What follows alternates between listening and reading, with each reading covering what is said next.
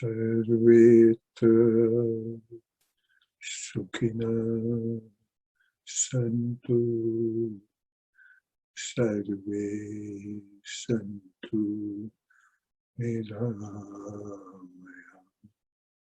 Sarve Bhattani Pashyantu Ma Kasit Dukhabhayuna Om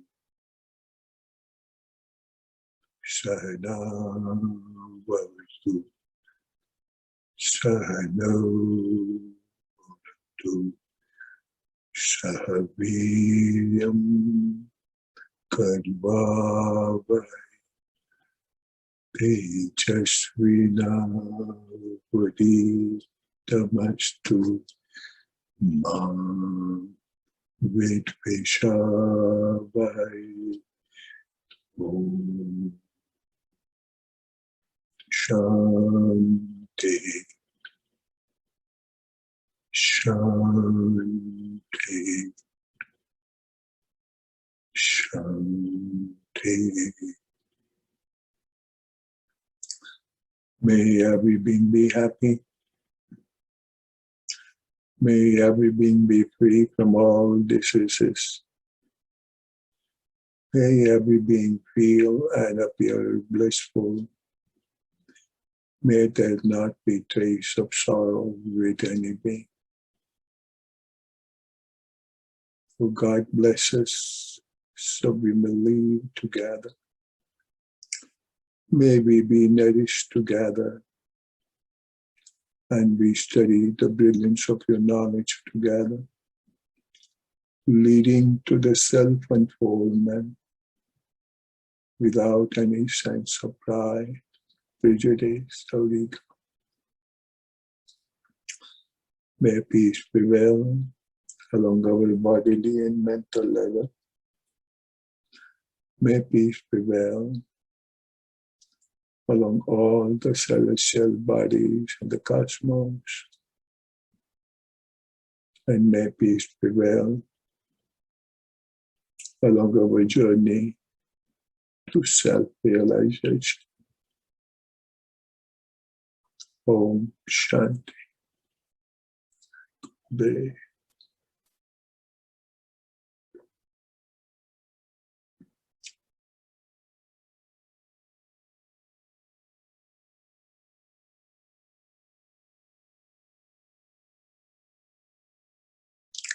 Let us enjoy settling ourselves, centering ourselves, grooming ourselves. So breathe in through nose and breathe out to the center of the lips.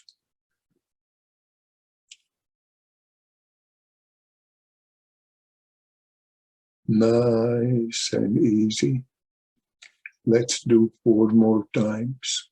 In through the nose and out through the lips to calm the mind down, calm the body down.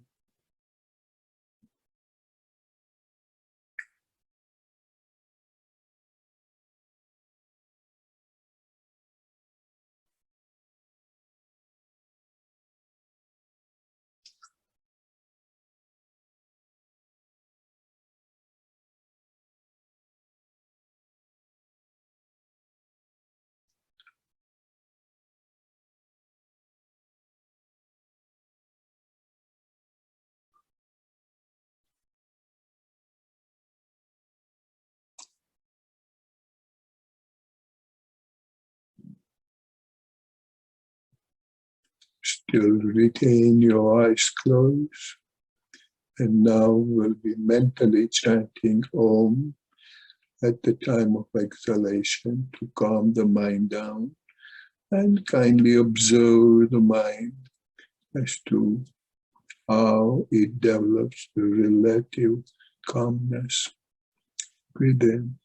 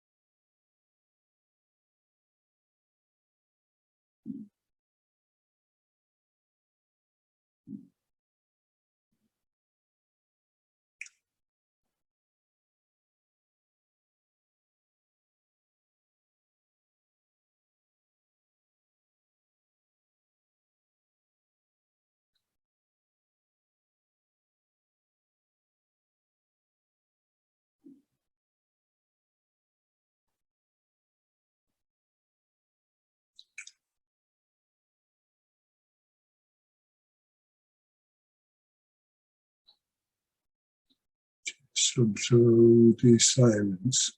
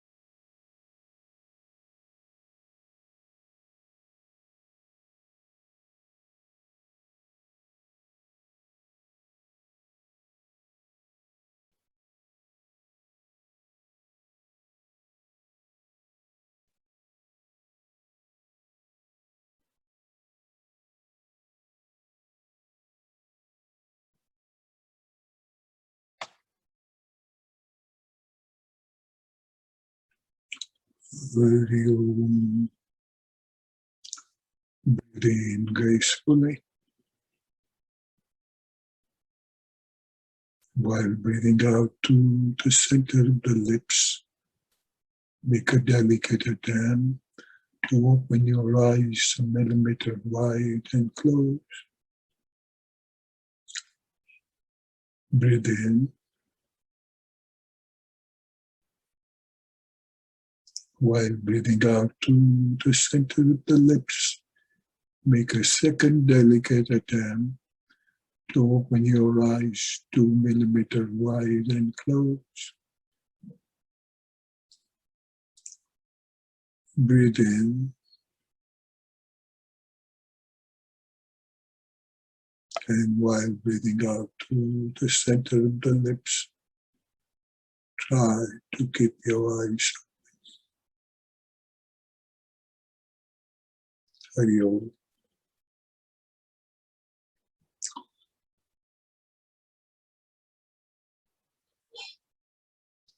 Today,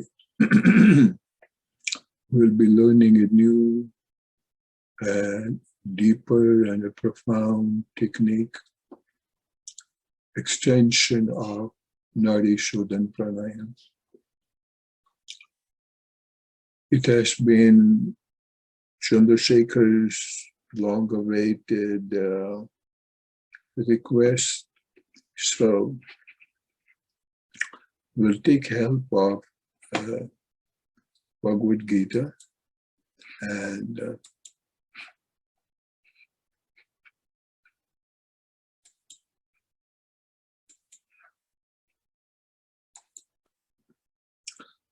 this is the chapter 4, stanza 29.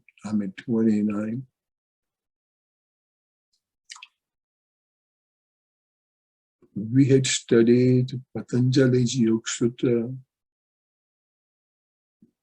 and its definition on pranayama was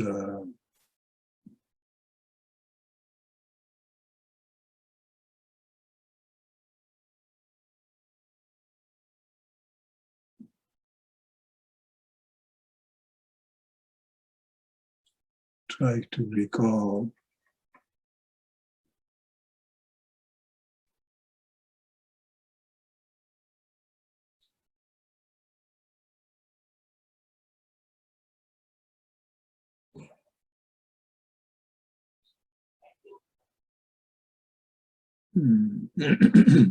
it will come in a minute,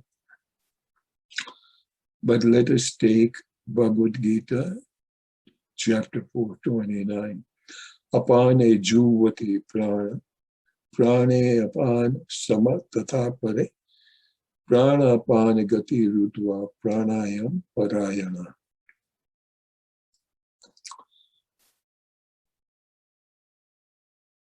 Just for the reference sake,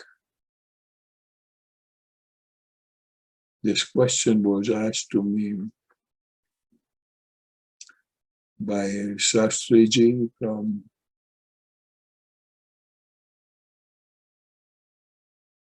Fairmont, California, while he was coming here for Ram Navami. And he asked me, he says, what does it mean to offer prana into apana and apana into prana? And he used the word ahuti.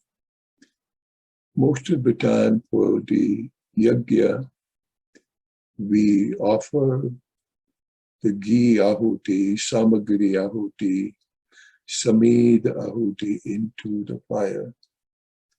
But what does it mean by offering pranas ahuti into apana and apanas ahuti into prana? So here, and if you just look at the word-by-word translation, we won't understand anything. Into apana offered prana and also into the prana apana. Prana apana movement checking is pranayam, so inclined or so understood. Pranayam parayana. It is said.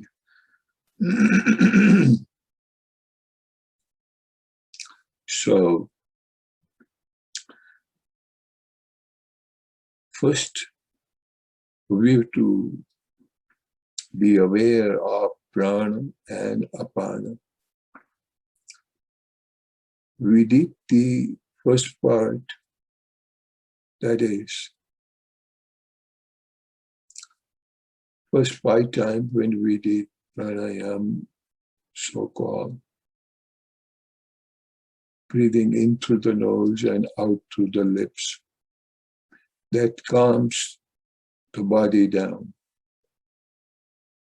Then we were incorporating Omkar in it to calm the mind down. After that one is done, normally at Sarthi we refer 5 plus 5. So any pranayam practice that we do, let us make sure that our body and minds are calm and serene, without which pranayam may not make much sense, because otherwise we can be doing all kind of manipulation in breathing is concerned. But over here, we have to deal with Pran. So that moment, we have to feel at the spinal column. So when we are breathing in, or when the prana is rising along the spine, then breathing takes place. And when the apana is descending down the spine, exhalation takes place. So let us be aware of our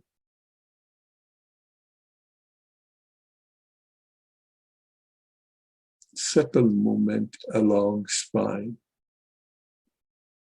Just observe the movement. Coordinate with this as to how breathing takes place. Once having experienced the breathing, and then coordination with prana and apana, slowly our awareness needs to change only to the spinal column, and understand you will not have to do meditation. Meditation will happen.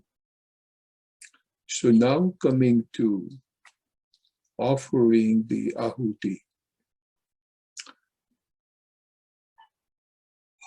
You remember that when at the time of yajna, when we offer the ahuti, we offer it with mruga mudra, mruga, deer. And when you see deer is offering anything, meaning unlike any other fearsome animal, when deer is attacked, deer surrenders. Deer does not resist. It may appear to be resisting, but it is just jumping up and down to express her pain. But if you happen to see a lion or tiger attacking a buffalo per se, you will see buffalo will try to attack the lion also. Whether he fails or succeeds, it's a different story. And so did giraffe or anything else. Giraffe will do its best to kick with his strong legs, but you will not find deer doing anything. So total surrendering, and you have not ever seen deer angry. So is also the rabbit, but mruga mudra, with which we offer. But when we offer to the yajna, what really means, you are not the offering. Your identity or asmita is no more. And that's why after the offering, we say, idam namama.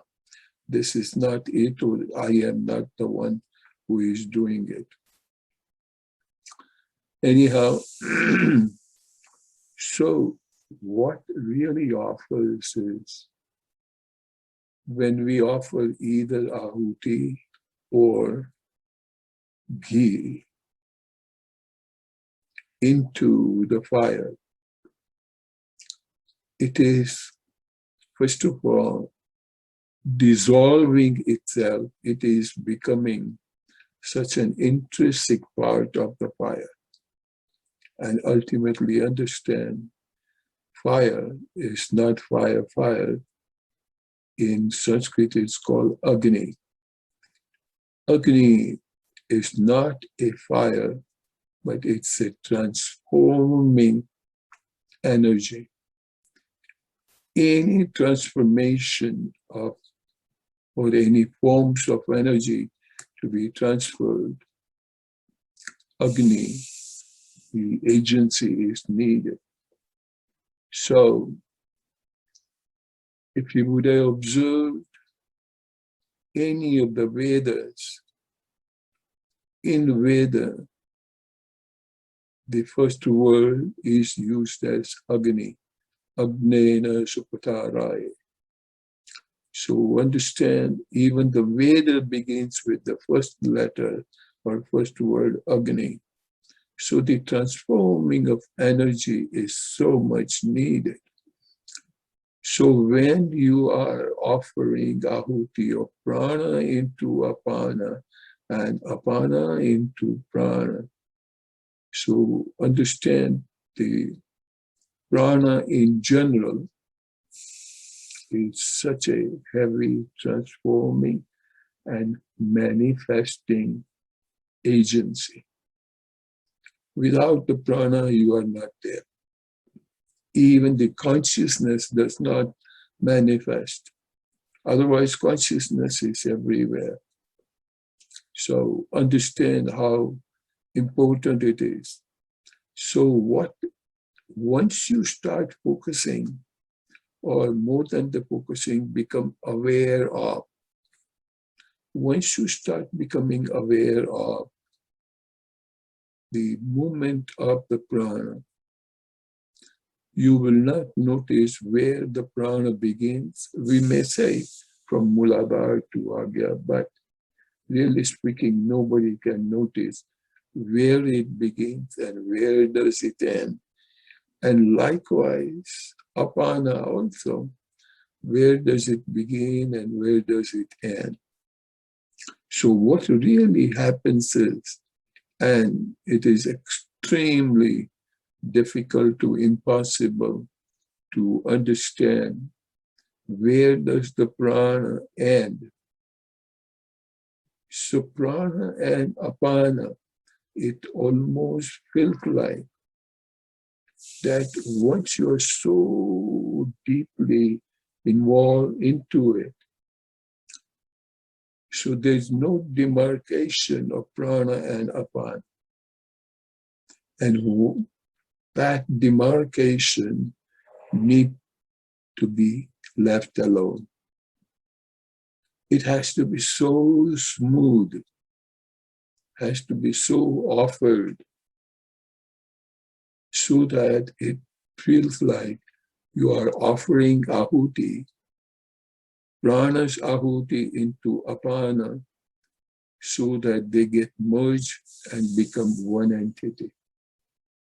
And once when that subtle energy is experienced, then it's not only losing the physical identity of our body,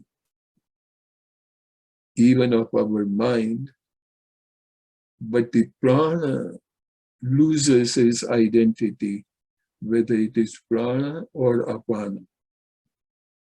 to that degree of subtleness and to that degree of superb witnessing need to be done. Now understand, once you reach to that degree of subtleness, then you will know the consciousness, Brahman, Jiva, whatever you call it, is even subtler than that. So to reach to that experience, you may call who experiences. So let's put the word witness. We cannot even describe the word properly.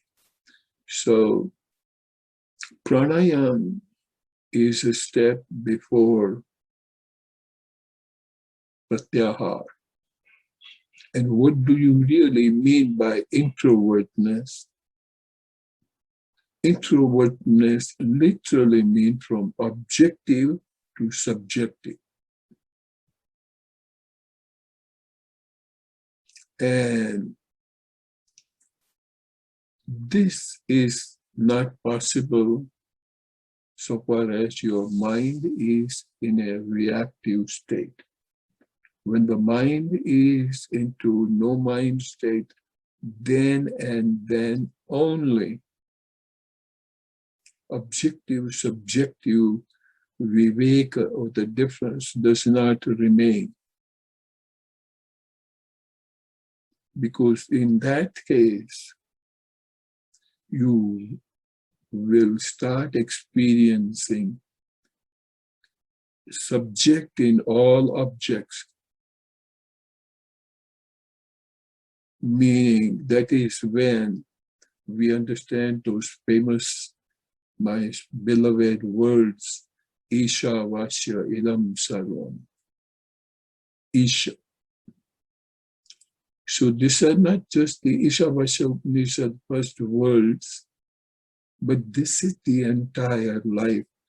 So pranayama is not just an energy, it's not to reduce the blood pressure and cholesterol and whatnot. It's a sad part that what a invaluable treasure from Bharat has been treated like a therapeutic treatment. Regardless, whosoever wants to treat, they may, but even if we can simply, even at the theoretical level, understand as to what do you mean by offering prana into apana, I will say even our life is worth it. So in the practice now, what we'll do, we'll have, again, 5 plus 5. Then we'll have 11 rounds of Nadi Shodhan. And then we'll focus our awareness or trying to be at a witness stand and just observe prana and apana. Then if you want to, you can take your hands off from the Bhu Madhya Mudra and just bring the hands down and let the breath happen. Because now your awareness will be on prana and apana. You go so subtle, so subtle, so subtle that even you will not see it is the prana that is ending and apana that is beginning. That is when we may think we have slightly touched the sloka number 46 of chapter 4. So without taking any further explanation, and I don't know, today just happened to be, that is coming out of me. And Chandrasekhar has been wanting it for last more than 40 years, but the day is now. Hari Om. So let us keep our eyes closed and let us have 5 plus 5.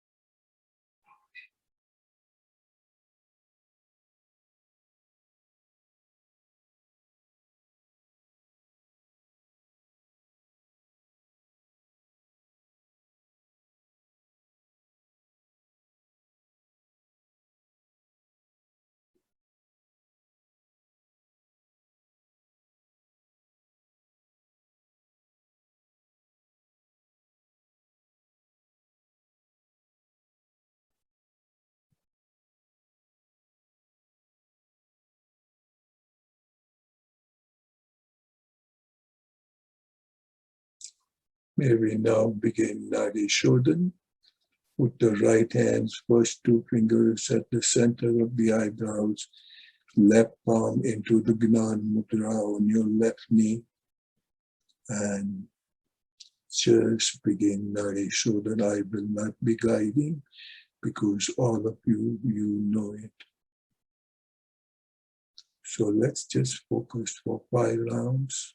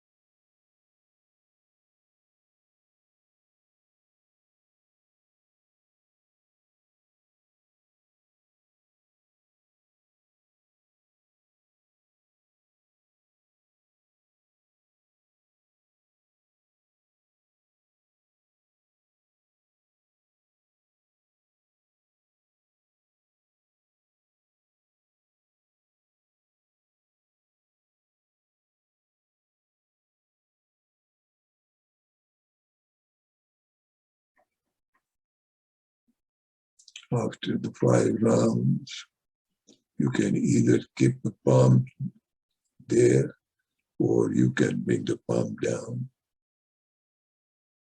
and do the Nadi Shodhan without Bhumadhya Mudra. And now be aware of your spine.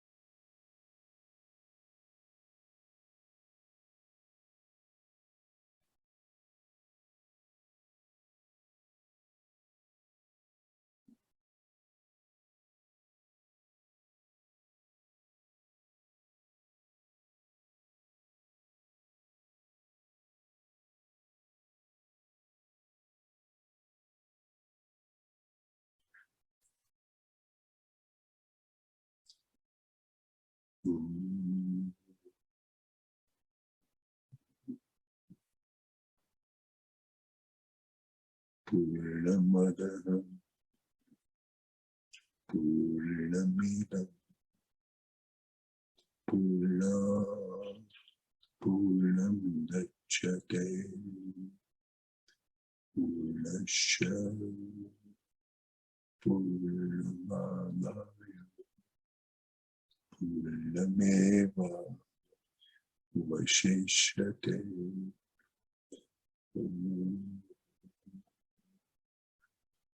Shanti, Shanti, Shanti.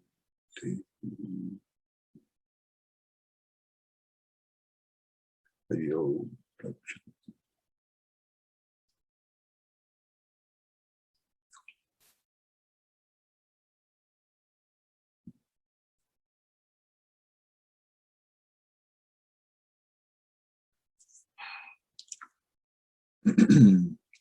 I will just request if you can incorporate this into your daily practice, but try not to have limitations of the time. Then your sadhana will lead you to some place. Enjoy.